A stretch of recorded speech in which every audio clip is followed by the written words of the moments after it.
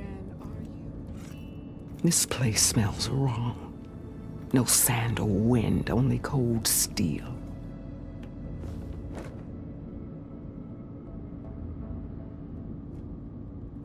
And the others up there, your squad.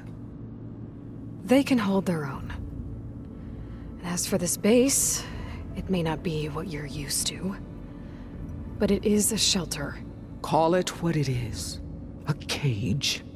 You came here on your own. For the battle you promised. So for now I wait in my cage for your word. Tell me when to strike.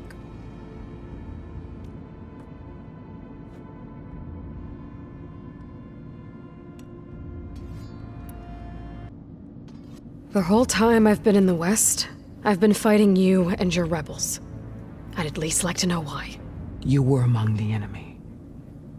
What more is there to know? Why did you do it? Dorak, Jiroka, Makalo. And the Karja pushed into the desert to raid our people. My brother's squad was among the first to intercept them. But the Karja captured them, strung them up, and burned them alive as an example. It was too late. I found them by the sound of their screams. So you wanted vengeance? Vengeance? No. I wanted devastation. To tear down the Karja's cities and drown the land in blood. Hunt down every last survivor and grind their bones until the sky chokes on the dust. But my chief betrayed me. Betrayed the Tanakh.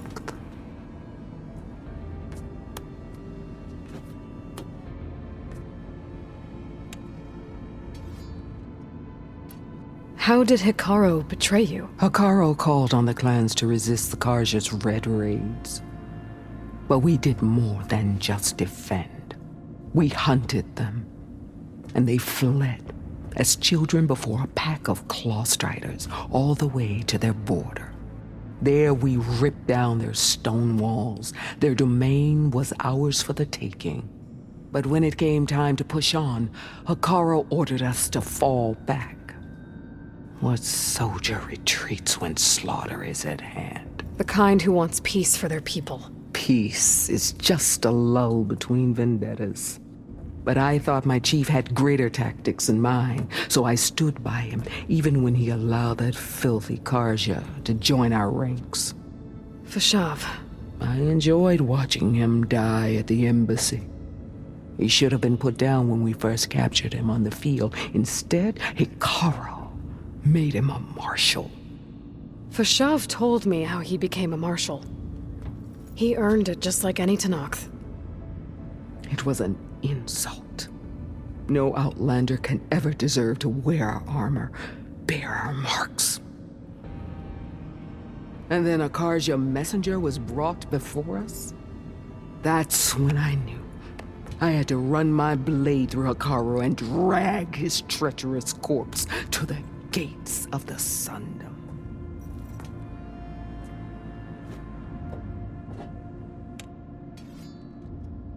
What happened when the Karja messenger appeared before Hikaru? The quivering priest bore a message from their new king. No more war. No more raids. Suddenly the Karja wanted to talk peace. An embassy at the very fortress we tore down. A true Tanakh would never take a Karja truce. Their blood exists to be spilled. But Hikaru lapped up the priest's message. He showed himself a Karja-loving traitor when he accepted. That's when I challenged him. And lost. His mercy was just another sign of his weakness.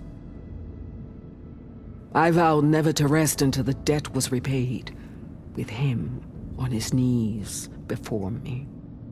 So with an army of soldiers and machines at my back, I returned. The day you got in my way.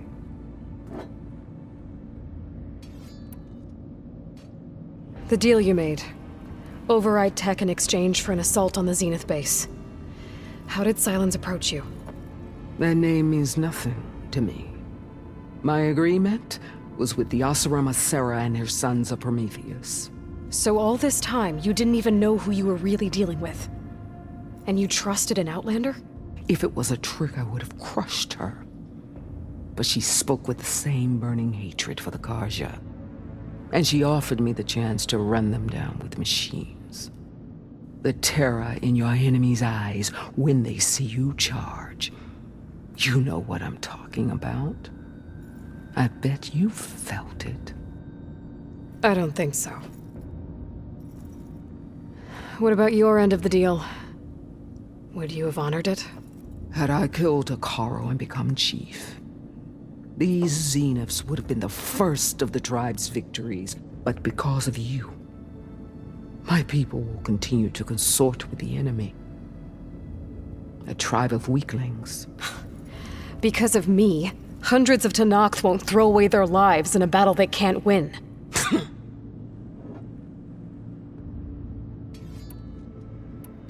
Are you really going to fight alongside me? I have no reason to betray you. Really?